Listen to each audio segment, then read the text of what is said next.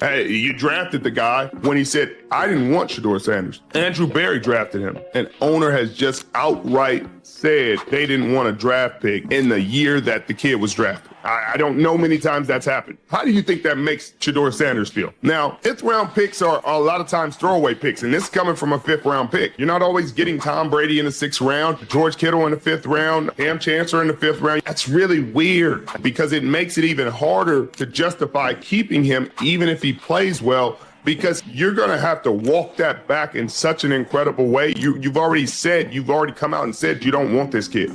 The Cleveland Browns are caught in the middle of a massive scandal that has the entire NFL buzzing. And honestly, what I'm about to show you is going to absolutely blow your mind. We are not talking about some minor infraction like missed homework here. We're not talking about the simple, understandable mistakes that new players sometimes make or those mental errors people commit in the heat of the moment. No, what we are witnessing is something so much worse, so much more troubling than that. It's an issue that has fans, seasoned analysts, and even players on other teams questioning everything they thought that they knew about the fundamental integrity of professional football. So, picture this scene. It's 4th and 1. You are right on the cusp of the red zone. A critical moment in the game. This is the exact situation where championship-caliber teams really show you what they're made of, where colossal offensive lines have to prove their immense worth and where ordinary men can become legends. But what unfolded on this particular play has become infamous for all the wrong reasons. And let me tell you, the video evidence doesn't lie. What happened on that field has ignited a debate that is spreading like an absolute wildfire across social media, racking up millions of views and thousands upon thousands of comments from completely shocked fans who simply cannot believe what they're seeing with their own eyes. Let me rewind and take you back to the very beginning of this absolutely shocking story. For weeks now, rumors have been swirling around the NFL community like a storm on the horizon. Long-time dedicated fans, professional film analysts, and football experts have all noticed something deeply strange about the Cleveland Browns' offensive line play, especially, and this is the key part, when rookie quarterback Shedeur Sanders is in the game. And just to be clear, we are not talking about some wild, baseless conspiracy theories that someone dreamed up in their basement. We are talking about tangible, real film evidence that makes even the most skeptical analysts raise their eyebrows and start asking some incredibly tough questions. The video in question comes from a recent Browns game, and trust me, you will immediately understand why it's causing such a massive stir the moment you watch it. It's a moment that seems to defy all logic, a breakdown so complete that it looks almost intentional. The footage is so damning that it forces you to reconsider everything you thought you knew about how a professional football team is supposed to operate, especially when it comes to protecting their most valuable asset on the field. A TikTok user by the name of W. Thatcher was just doing what thousands of passionate football fans do every single week. He was watching game film, breaking down plays, and trying to learn more about the intricate details of the game. But what he stumbled upon on this crucial 4th down play was something that absolutely no one, not even the most cynical observer, ever expected to find. The clip was then reposted on Twitter by a popular football account known for calling out terrible plays and holding players accountable for their on-field performance. And from that point on, it exploded, spreading like wildfire across every social media platform you can possibly imagine. So let's break down exactly what happened on this play in meticulous detail, because believe me, the details are absolutely critical to understanding the full scope of this situation. The Browns were facing a monumental 4th and 1. Now this is the most fundamental bread and butter part of football. You just need 1 yard, a mere 36 inches, roughly the distance from your fingertips to your shoulder. In the NFL, where these are professional athletes who have trained their entire lives for moments precisely like this, converting a 4th and 1 should be almost a guaranteed success, especially when you have millions of dollars of elite offensive line talent standing between your quarterback and the opposing defense. But this right here is where things take a turn into the truly bizarre. The right tackle, Jack Conklin, a player who has been in this league long enough to know far, far better, does something that makes veteran coaches just shake their heads in utter disbelief. He doesn't even make an attempt to push the defender who is lined up directly in front of him. Instead, he inexplicably launches himself through the air as if he's auditioning for a role in the next Superman movie. And I am not making this up, people. The man literally leaves his feet and flies completely past his assignment, leaving the defender with absolutely no one to block him and a wide-open, unimpeded path straight into the backfield. Now, you might be sitting there thinking, okay, maybe that was just a simple misassignment. It's certainly possible that he thought he had to advance to the second level to block a linebacker. Perhaps there was some kind of miscommunication at the line of scrimmage before the snap. In the chaotic world of professional football, these kinds of things do happen, right? Mistakes are part of the game. But wait, because we are just getting started with this absolutely horrible tale, the rabbit hole goes much, much deeper. Before Jack Conklin even begins his bizarre Superman impression, there is a clear and obvious false start in the backfield that the referees completely fail to call. A player gets set into motion in a way that is definitively against the rules of the game. But for some reason, the officiating crew seems to have collectively decided to keep their penalty flags tucked away in their pockets for this particular violation, adding another layer of controversy to an already questionable play. But hold on, because there is still more to this unbelievable sequence. As if Conklin's strange decision to block absolutely no one wasn't bad enough, the left guard, Joel Bitonio, the supposed veteran leader of this entire offensive line, who is meant to set the tone and demand accountability, completely whiffs on his own assignment. And I'm not just talking about getting beaten by a superior pass rush move. I'm not talking about losing a tough one-on-one battle against a powerful defensive tackle. No, Bitonio literally falls flat on the ground without making any meaningful contact with anyone. It's like watching someone slip on a banana peel in a slapstick comedy. But this is the National Football League, and there are millions upon millions of dollars hanging in the balance. Because of this comedy of errors, or maybe I should call it this tragedy of potential sabotage, two defenders come bursting through the line completely untouched. The play never even had a chance to develop. Shedeur Sanders, a rookie quarterback just trying to prove his worth in the most competitive football league in the world, is already under an immense amount of pressure. Before he can even begin to think about moving the chains for a first down, he gets absolutely swarmed. The Browns are forced to turn the ball over on downs, and another golden opportunity slips away like sand through an hourglass. Now, this is where the story gets even more compelling and, frankly, a lot more frightening. This isn't just a one-time incident. We can't simply dismiss this as one bad play that happens in isolation. Over the past few weeks, a disturbing pattern has emerged, with numerous videos surfacing that show a consistent pattern of shockingly bad play by this offensive line. And specifically, it seems to happen when Shedeur Sanders is on the field. We've seen offensive linemen appearing to sneak past him without blocking anyone. We've seen offensive linemen block their own teammates instead of the opposing defense. We've seen a level of dysfunction that seems to go far beyond simple mistakes or a lack of chemistry. Just take a moment and consider what this truly means for a first-year quarterback who is desperately trying to make a name for himself in the National Football League. Shedeur Sanders entered this league with incredibly high hopes. He is, after all, the son of a legendary NFL player. He possesses the pedigree, the arm strength, and the football IQ required to succeed at the very highest level. But absolutely none of that matters if the very men who are supposed to protect him, the ones who are paid millions of dollars to keep him upright and give him time to execute the offense, are either completely incompetent or, as a growing number of people are now suggesting, actively trying to sabotage his success. In the context of this whole conversation, Joel Bitonio is a particularly interesting figure because he has been publicly designated as the leader of this offensive line. He's the veteran voice in the room, the one who is supposed to set the standard for performance and professionalism both on and off the field.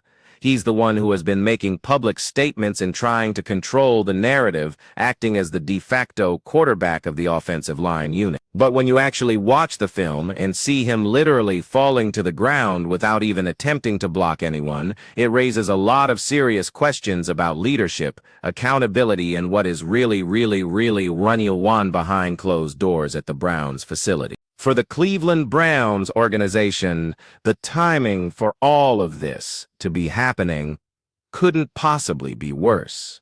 This is a franchise that has been desperately searching for a stable franchise quarterback for decades. They have cycled through more quarterbacks than most fans can even bother to remember. Now they finally seem to have found some real potential in Sanders, a young quarterback who is genuinely talented and has a tremendous amount of room to grow. And just as that hope begins to build, they now have to contend with this offensive line catastrophe that threatens to ruin everything before it even has a chance to get going. I mean, how is a rookie quarterback ever supposed to gain confidence, and learn the complexities of the NFL game if he cannot trust the 5 massive guys standing right in front of him? The contrast with other rookie quarterbacks from this season is stark and incredibly revealing. For instance, take Cam Ward, who was selected by another team and has had to navigate his own set of rookie challenges.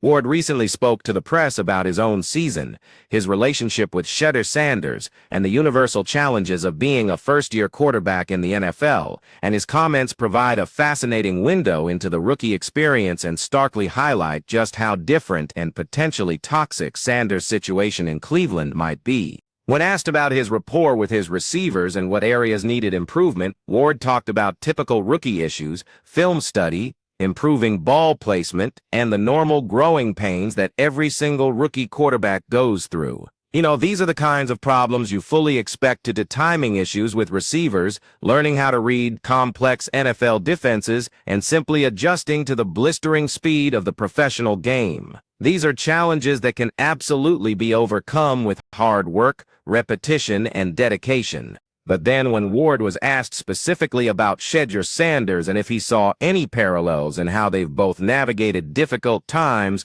his answer was incredibly telling. Ward acknowledged that every rookie's journey is unique, and that you have to approach it week by week, making sure not to get too high after a win or too low after a loss. But then he said something that really stood out. He specifically mentioned that he doesn't know what's going on in the building in Cleveland. He doesn't know the day-to-day reality that Sanders has to deal with both inside and outside of the team facility. Now that is a very diplomatic way of saying that Ward recognizes Sanders might be dealing with problems that go far beyond the typical struggles of a rookie. Ward went on to elaborate, stating that he and Sanders share a strong bond. They connected at the beginning of the season and are there for each other as a support system, even though the demanding NFL schedule makes it difficult for them to communicate regularly. He then mentioned how fortunate he feels just to be able to play the game and, importantly, to come out of games healthy. This comment takes on a much deeper meaning when you consider that Sanders is playing behind an offensive line that seems to be leaving him completely exposed to brutal punishment week after week. When Ward was asked about the NFL draft and how it unfolded for Sanders, who experienced a surprising slide down the draft board despite being considered one of the top quarterback prospects, he gave his most revealing answer yet. Ward's response was measured and thoughtful. He talked about how everything happens for a reason, that there's a greater plan, and that your job as a player is to prove yourself right every single time you step onto that field. But beneath the surface, there was a clear, unspoken understanding that Sanders' draft day experience, where he fell much further than anyone expected, might have been an early warning sign of concerns that teams had about either his specific situation or how he might fit within certain organizational cultures. Ward also offered a fascinating perspective on the nature of losing. He said that sometimes you actually have to lose in order to truly win. He explained that winning can reveal a lot, but losing reveals everything. When you're winning, a lot of underlying issues are often masked by the joyful headlines and feel-good narratives. It's when things are going wrong, when you're in the midst of a losing streak, that the unvarnished truth really comes to the surface. That's when you discover a person's true character. That's when you find out who is genuinely committed to the team and who is just going through the motions or worse. This philosophy aligns perfectly with what we are currently witnessing with the Cleveland Browns and their beleaguered offensive line. The losses are, in fact, showing everything. The game film is brutally honest. The video captures the reality of every single snap, and no amount of public relations spin at press conferences or carefully crafted social media posts can alter what the tape so clearly shows. The film captures Jack Conklin soaring through the air like he's trying to set a new world record in the long jump, instead of simply doing his job. The camera sees everything as Joel Bitonio collapses to the turf without engaging a single defender. The million-dollar question that everyone is asking right now, the one that is dominating every NFL discussion board and social media feed, is both simple and profound. Is this sheer incompetence or is it intentional? Are we witnessing an offensive line that is fundamentally unsound and poorly coached, or are we seeing something far more calculated and sinister at play? Are these professional athletes, men who have dedicated their entire lives to mastering their craft, suddenly forgetting how to execute the most basic fundamentals, or is there something else going on entirely? It's undeniable that the conspiracy angle is the more dramatic one, and it is absolutely crucial to approach such claims with a healthy dose of skepticism. Accusing NFL players of deliberately sabotaging their own teammate is an extremely serious charge that should never be made lightly. After all, these are professionals whose reputations and, more importantly, future contracts hinge directly on their performance. It seems completely counterintuitive that playing poorly on purpose would be in their own best interest. But then you go back and you watch the film again. You see Conklin leaping into empty space instead of engaging the defender lined up directly in front of him. You watch Bitonio crumble to the ground as if he was taken out by an invisible sniper. You see Sanders getting hit time and time again because of a complete and total breakdown in protection. And as you watch these plays over and over, you can't help but start to wonder if there's more to this story than just simple mistakes or a lack of execution. The impact on Sanders himself cannot possibly be overstated. For young quarterbacks, development is all about building confidence. It's about learning the timing of their throws with their receivers and learning to trust their progressions as they scan the field. All of that becomes nearly impossible to achieve when you're getting hit on what feels like every other play. When you're constantly under duress and can never be certain that your offensive line will give you the precious 2 or 3 seconds you need to let plays develop downfield. This kind of environment doesn't just stunt a young quarterback's growth, it can completely shatter them, destroying their confidence and turning a once promising career into a cautionary tale. Just try to imagine the psychological toll this must be taking. Sanders steps up to the line of scrimmage, he calls out the protection assignments, and he identifies the defensive alignment. Then, snap after snap, he watches as his own offensive line completely fails to do their jobs. How many times can that happen before you start to second-guess everything? How many times can you get blindsided because your right tackle decided to block thin air before you start to feel the pressure even when it isn't there? This is exactly how quarterbacks develop happy feet, start seeing ghosts in the pocket, and become so jittery that they rush their throws and make poor decisions. And perhaps the most damning aspect of this entire situation is the deafening silence from the Browns organization. There has been no public acknowledgement of the offensive line's abysmal performance. There have been no explanations offered for the repeated glaring failures. There have been no announcements about potential changes to the coaching staff or any measures to hold these players accountable. The silence is so loud that it only serves to amplify the conspiracy theories and rumors that are already running rampant across the internet. From a pure coaching standpoint, this level of play should be completely unacceptable. If these are genuinely just mistakes, things like missed assignments and mental errors, then the offensive line coach needs to be doing a much better job of preparation and teaching. We are talking about basic, fundamental skills here. How to engage the defender in front of you, how to maintain proper footwork and hand placement, how to stay on your feet, and how to finish your blocks. These are techniques that players learn in high school and perfect in college. It is the absolute bedrock of offensive line play. If the coaching is sound and the players are still performing this poorly, then personnel changes are absolutely necessary. But if this is something more deliberate, if there is truly some form of internal sabotage going on, then the Browns are facing a much bigger problem. That would signify a complete and total breakdown of the team's culture. It would mean that veteran players are actively undermining a rookie quarterback for reasons that remain unclear. Is it because of the significant media attention Sanders is receiving? Is it jealousy over his draft status? Is there some resentment over how the team is being constructed or how resources are being allocated? Or is there a personal conflict that has disastrously spilled over onto the football field? As this video evidence continues to go viral, Cleveland is facing a public relations nightmare of epic proportions. Millions of people have now seen these clips. They have witnessed Bitonio's inexplicable pratfall and Conklin's bizarre Superman impression. They've watched the detailed analysis that breaks down exactly what went wrong on these plays. The court of public opinion has already reached its verdict, and it is not a favorable one for the Browns' offensive line. Social media is relentlessly mocking these players, questioning their professionalism and casting serious doubt on their commitment to the team. For Shedeur Sanders, this represents a critical juncture in his young career. How he chooses to handle this adversity and the immense pressure of playing behind a seemingly inept offensive line will have a profound impact on the kind of NFL quarterback he ultimately becomes. Some young quarterbacks are simply unable to withstand this kind of pressure. The constant stress, the lack of protection, and the relentless physical punishment prove to be too much for them to overcome, and they never reach their full potential. But some quarterbacks use adversity as fuel. They learn to get the ball out of their hands faster to compensate for poor protection. They become more decisive with their reads and progressions. They learn to masterfully navigate the pocket and extend plays even when everything is collapsing around them. Some of the greatest quarterbacks in the history of the NFL had to endure incredibly tough situations early in their careers, and those trials ultimately made them stronger, more resilient, and better problem solvers on the field. The burning question is, what path will Sanders take? Does he possess the mental fortitude to navigate this nightmare scenario?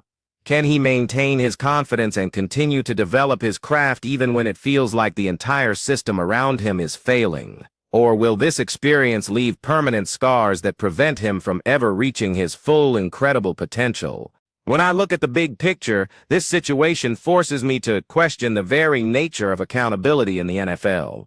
How is it possible for players to get away with performing this poorly? Where are the coaches who are supposed to be holding people accountable for their actions? Where is the front office stepping in to demand a higher standard of performance? In almost any other job, if you consistently fail to perform the basic tasks required of you, there are immediate consequences. You get demoted, you get fired, or you get replaced. But in the NFL, especially when it comes to veteran players with guaranteed contracts, there seems to be a lot more leeway for inexcusable mistakes. And let's not forget the financial side of this equation for a second. NFL offensive linemen are compensated with enormous sums of money each year.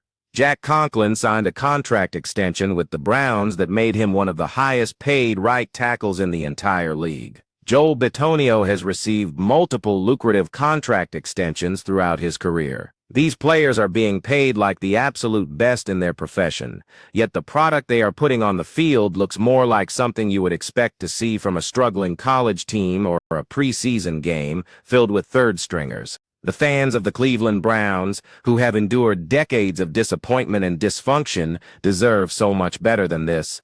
They have remained loyal to this team through countless losing seasons, quarterback controversies, coaching carousels, and front office turmoil. They finally have a rookie quarterback who offers a glimmer of hope for the future.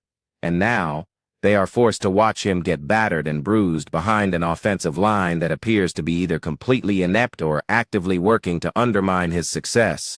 This story has now transcended the football world and broken into the national news cycle. What started as a few posts on social media and some clips on YouTube has now become a topic of discussion in mainstream sports media. Pundits on major networks are openly discussing the performance of the Browns' offensive line. Former NFL players are weighing in with their expert opinions, and you can be certain that coaches and executives from other teams are paying close attention, gathering intelligence that could be exploited in future games or factored into personnel decisions down the road. This situation serves as a stark and powerful lesson for the other rookie quarterbacks in Sanders' draft class about just how much success in the NFL depends on factors beyond individual talent. You can be the strongest, most accurate, and most intelligent football player in the world, but none of that talent matters if your offensive line refuses to protect you, if your coaches fail to put you in a position to succeed, or if your organization isn't fully committed to building a winning culture around you. The NFL is the ultimate team sport, and no position is more dependent on the performance of others than the quarterback. The next few weeks will be absolutely crucial in determining the trajectory of this story. Will the Browns make any changes to their offensive line? Will these players be held accountable for their performances in a public way? Will Sanders continue to start, or will the team make the difficult decision to protect their long-term investment by sitting him until the situation improves? And most importantly, will the full truth about what's really happening in Cleveland ever come to light? One thing is absolutely certain. The film will continue to tell the story. Every single snap is recorded from multiple angles. Every block or glaring lack thereof is captured permanently on camera.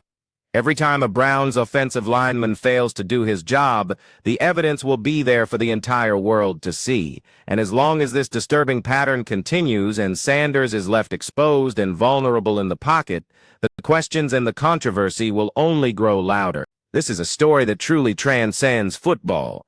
It's a story about professionalism and accountability. It's about how organizations handle internal dysfunction.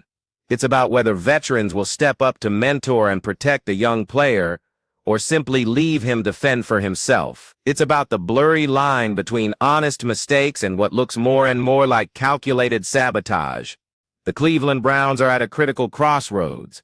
They can either confront this problem head-on, make the necessary changes, and commit to building around Shedeur Sanders the right way, or they can continue down this perilous path of dysfunction and risk watching another promising young quarterback's career get derailed before it ever truly begins.